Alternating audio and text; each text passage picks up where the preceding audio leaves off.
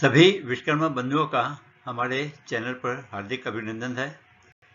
क्या आप लोग अभी भी जगह की दूरी को नापने के लिए नॉर्मल स्टील टेप या इस टेप का उपयोग कर रहे हैं? आपने अभी भी डिजिटल उपकरण का उपयोग करना नहीं सीखा है? यदि नहीं तो यह वीडियो आप सभी के लिए है। आइए आज हम प्रोफेशनल GLM40 जो बॉश कंपनी द्वारा निर्मित है उसको किस तरह से उपयोग में लेते हैं और इसके उपयोग के द्वारा हम लंबाई, चौड़ाई, आयतन, अन्य चीज़ें किस तरह से हम गणना कर सकते हैं, इसके बारे में विस्तार से चर्चा करेंगे। आपके स्क्रीन पर जो उपकरण दिखाई दे रहा है यह एक डिजिटल उपकरण है जिसका निर्माण बॉश कंपनी ने किया है। इसका मॉडल नंबर प्रोफेशनल GLM40 है। GLM40 उपकरण का उपयोग हम दूरी अर्थात लंबाई, चौड़ाई, ऊंचाई और निकासी को नापने के लिए किया जाता है। इस उपकरण से हम किसी भी जगह का क्षेत्रफल, आयतन और ऊंचाई की गणना भी कर सकते हैं। मापने का यह उपकरण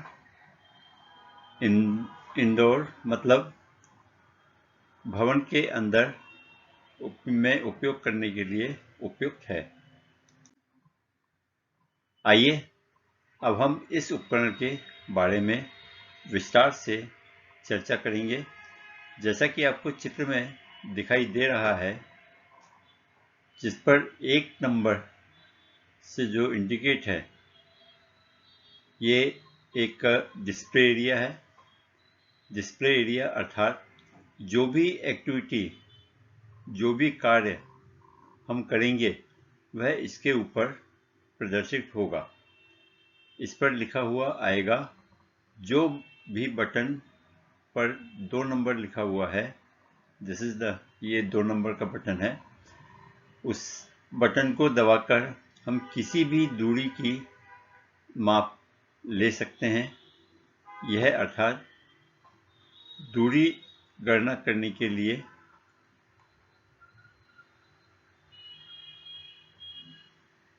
दो नंबर का उपयोग करते हैं। अगला बटन जो नीचे की तरफ है उसमें 3 लिखा हुआ है, जिस पर कि एक माइनस टाइप का निशान बना हुआ है। यह निशान अगर आप 2 यूनिट को घटाना चाहते हैं तो इस बटन का उपयोग करते हैं।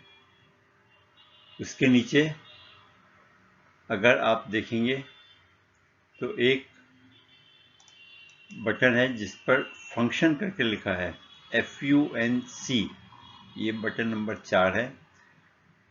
जैसा कि अभी आपको बताया है कि इस उपकरण से हम अलग अलग कार्य कर सकते हैं, तो जिस फंक्शन को हमें करना है उसको चेंज करने के लिए हम इस बटन का उपयोग करते हैं। इसके उपरांत बटन जिस पे C लिखा हुआ है, ये बटन नंबर 5 है और इसका बटन का उपयोग हम इस इंस्ट्रूमेंट को, इस उपकरण को ऑन या ऑफ करने के लिए यूज करते हैं। इसके बाद नेक्स्ट बटन 6 है। ये इसके ऊपर प्लस का निशान बना हुआ है, अर्थात जब हम 2 दूरियों को जोड़ना चाहते हैं तब इस बटन का हम उपयोग करते हैं। हम किस तरह से जोड़ेंगे, किस तरह से दूरियों को घटाएंगे या अलग अलग फंक्शन हम कैसे यूज करेंगे, आगे हम अपने स्लाइड में चर्चा करेंगे। ये वाला हिस्सा जो आप देख रहे हैं ये उपकरण का पिछले वाला हिस्सा है। इस हिस्से में जो स्थान 7 नंबर से प्रदर्शित किया हुआ है ये बैटरी विभाजन का ढक्कन है। यहाँ पर 8 नंबर जहाँ लिखा हुआ है ये एक लॉक टाइप का है।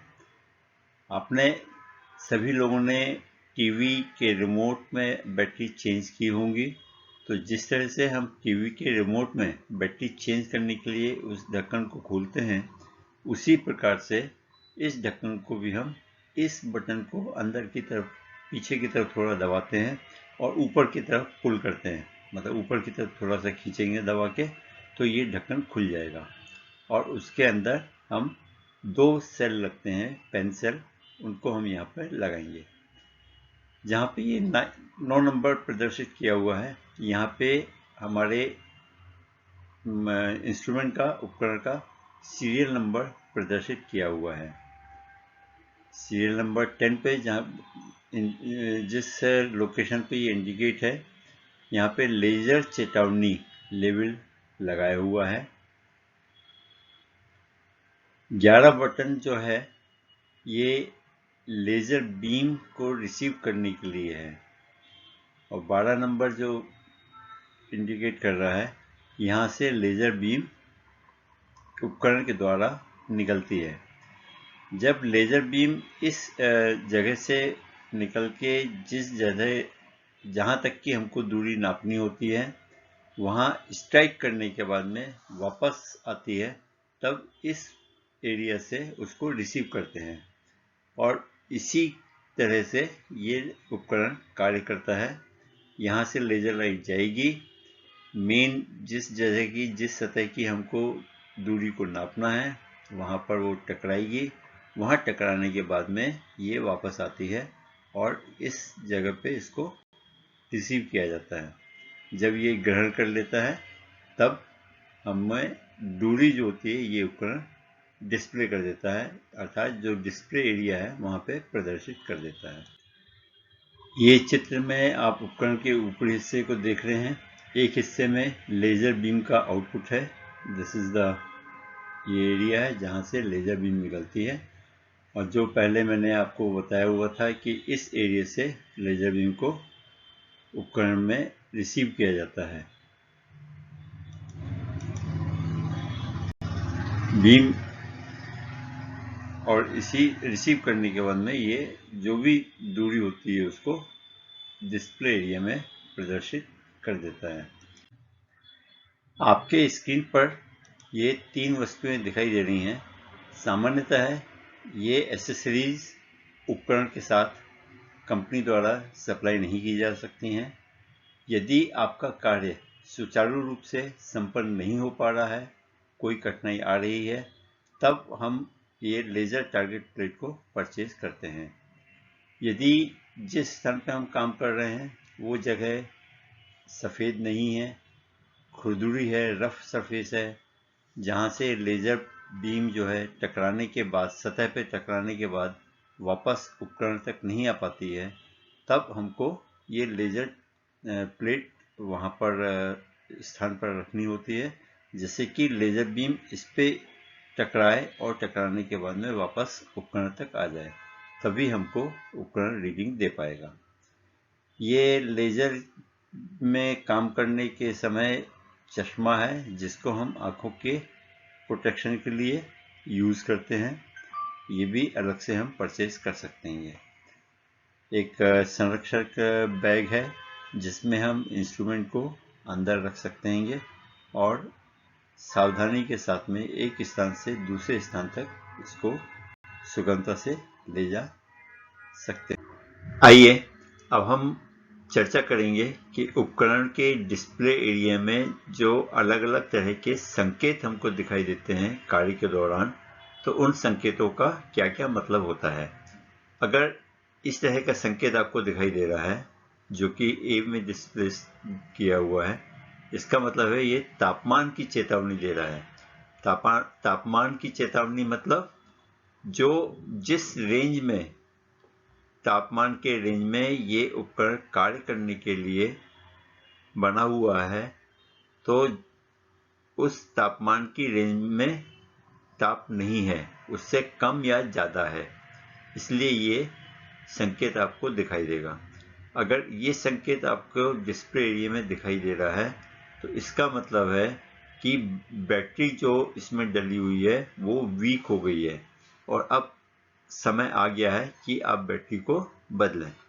सी वाले एरिया में अलग अलग तरह के हमको चिन्ह दिखाई देंगे, और जो अलग अलग के चिन्ह होते हैं उस समय हम उस उपकरण को किस कार्य के लिए उपयोग कर सकते हैं, ये हम विस्तार पूर्वक चर्चा करते हैं।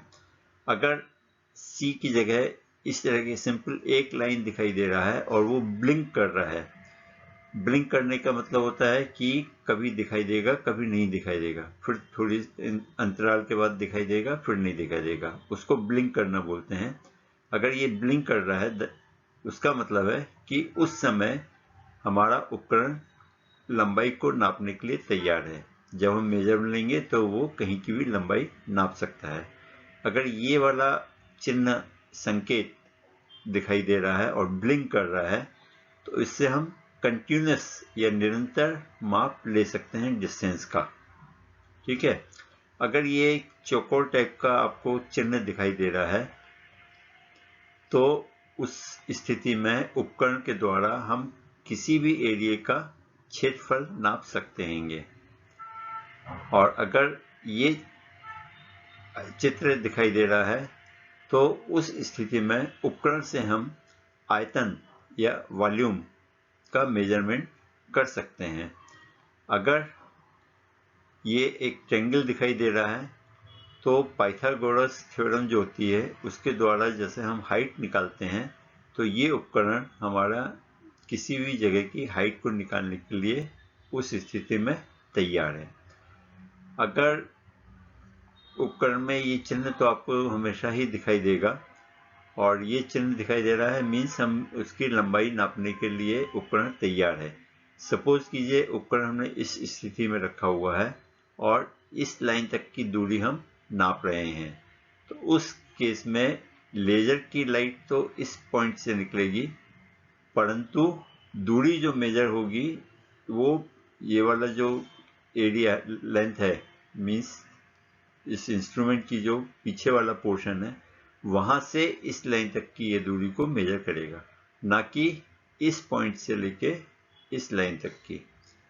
तो आप हमेशा ध्यान रखें कि आपको ये जो इंस्ट्रूमेंट की या उपकरण की जो लंबाई है वो ना तो जो इसमें दूरी दिखाई जा रही है, लंबाई नापी गई है, उसमें ना तो जोड़ना है ना घटाना है, कोई करेक्शन नहीं करना है। डायरेक्ट वो रीडिंग आपके पीछे वाले हिस्से से इस लाइन तक नापी गई है। अधिकतर जब हम कार्य करते हैं तो लंबाई को नापने की दो तरह की इकाइयां प्रचलित हैं, एक MKS पद्धति और दूसरी FPS पद्धति।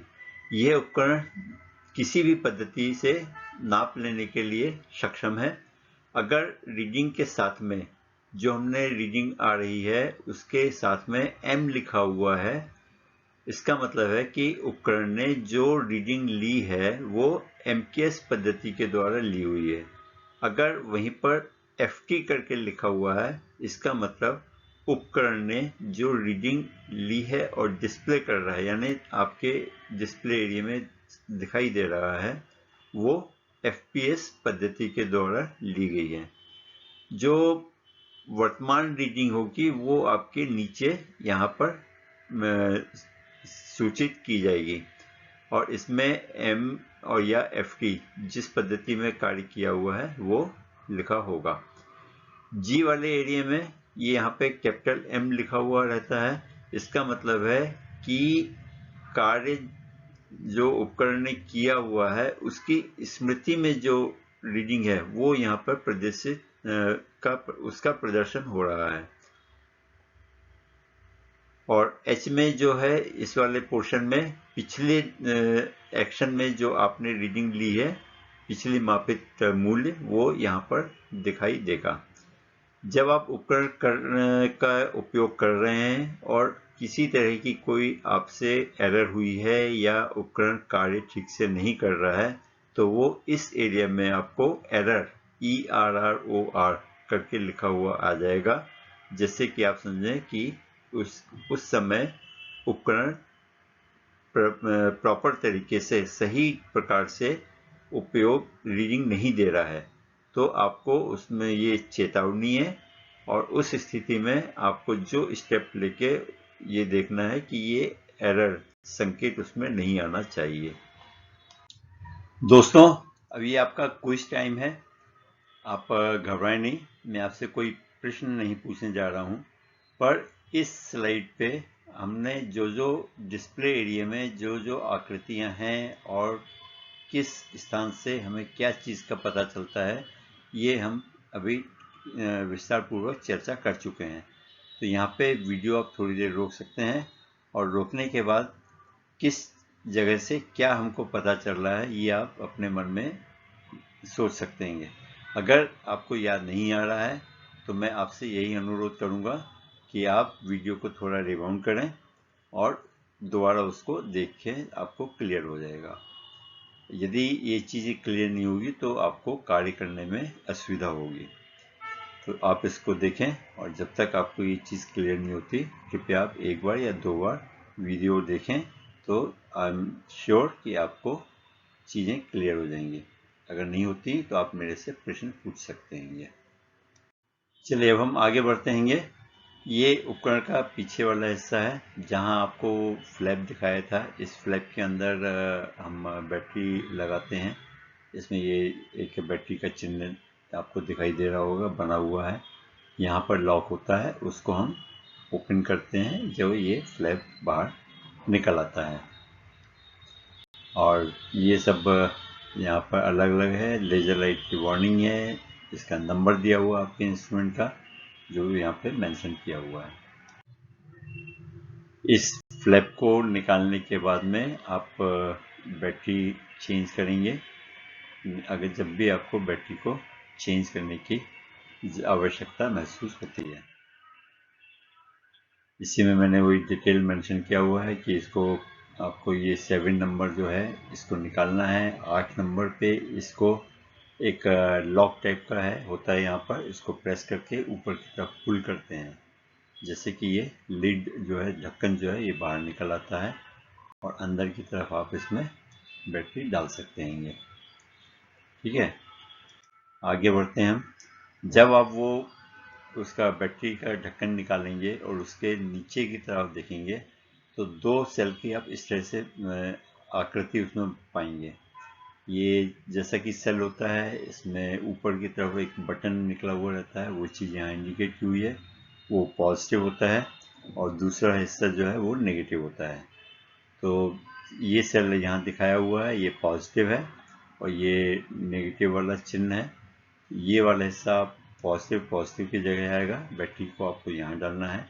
जब ये बैटरी आएगी तो ये वाला हिस्सा पॉजिटिव है, तो यहाँ पे ये हिस्सा आएगा और जो माइनस वाला चिन्ह का है वो माइनस की जगह आएगा।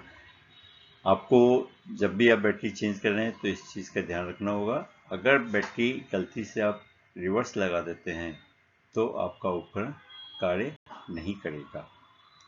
दोस्तों, जैसा कि आपको पहले बताया हुआ है कि डिस्प्ले एरिया में अगर इस तरह का चिन्ह जो बैटरी को प्रदर्शित करता है वो दिखाई दे रहा है और यदि पहली बार दिखाई दिया है तो इसका मतलब ये है कि तुरंत आपको बैटरी चेंज करने की ज़रूरत नहीं है।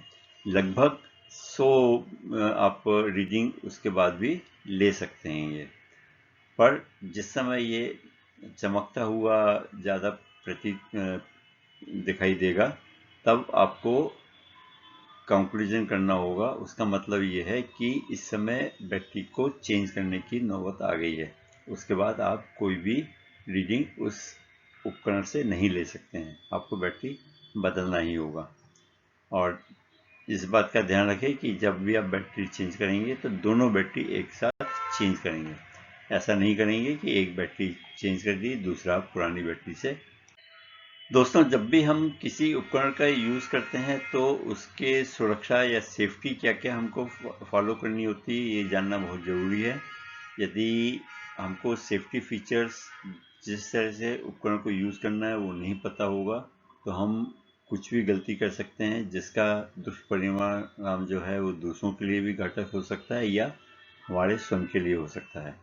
इसलिए अब हम डिस्कस करेंगे कि आपको क्या क्या सावधानियां बरतनी हैं। इस उपकरण को यूज़ करने में लेज़र लाइट निकलती है और जिसमें कि रेडिएशन विकिरण का खतरा है। अतः इस उपकरण को जो भी इसमें दिशा निर्देश दिए हुए हैं, जो भी डिस्कस किया हुआ है और जिस पर्पस के लिए, जिस काम के लिए इस उपकरण को बनाया हुआ है, आप केवल वही कार्य इससे संपन्न करेंगे, कोई दूसरा कार्य नहीं करेंगे। इसमें आप कोई चेंजेस नहीं करेंगे उपकरण में कि कोई भी अपने एंड पे कुछ चेंजेस करके जो नहीं मेंशन किया हुआ है उसको भी आप कार्य संपन्न करने की कोशिश करेंगे तो उससे कोई भी दुष्परिणाम हो सकता है। लेज़र बीम को व्यक्ति या जानवरों के ऊपर नहीं डालें, क्योंकि लेज़र बीम अगर किसी व्यक्ति के या जानवर की आंखों में पड़ सकती है तो वो किसी को भी अंधा कर सकती है और आपकी आंखों को भी नुकसान हो सकता है। यदि लेज़र की लाइट, लेज़र की विकिरण आपकी आंख से टकराती है तो आपको अपनी आंखें तुरंत बंद कर लेनी चाहिए और अपने सिर को बीम से दूसरे डायरेक्शन में घुमा देना चाहिए, जिससे कि आपको कोई असुविधा ना हो। लेज़र उपकरण में कोई संशोधन नहीं करना चाहिए। लेज़र चश्मा जो हम एसेसरीज के रूप में अलग से परचेज करते हैं, उसको यूज़ करने पर ये उपकरण के साथ कार्य करने में हमको सहायता करता है, कार्य को आसान बनाता है, परंतु लेज़र विकिरण से नहीं बचाता है। इसलिए चश्मा पहनने के बाद भी आप लेज़र बीम की तरफ ना देखें। यदि आपका उपकरण ठीक प्रकार से कार्य नहीं कर रहा है तो आपको इसे सुधरवाने के लिए किसी प्रशिक्षक योग्य विशेषज्ञ द्वारा या कंपनी द्वारा नियुक्त सर्विस सेंटर से ही उसको सर्विस करा के उसे सुधरवाना चाहिए। लेज़र चश्मे को आप धूप के चश्मे की तरह यूज़ नहीं करेंगे कि जब आप ड्राइव कर रहे हैं तो लेज़र चश्मा लगा के ड्राइव कर रहे हैं, वो चीज़ गलत है। ऐसे में आपको रंग देखने में असुविधा हो सकती है और लेज़र चश्मे जो हैं वो आपको यूवी सुरक्षा प्रदान नहीं करते हैं। अगर कुछ विस्फोटक वातावरण में आप इस उपकरण का उपयोग कर रहे हैं जहाँ पर कि ज्वलनशील पदार्थ है, गैस है या धूल के कण होते हैं, तो उस स्थिति में आपके उपकरण के अंदर चिंगारियाँ उत्पन्न हो सकती हैं और जो वहाँ पे धुआं मौजूद है उसमें आग लग सकती है।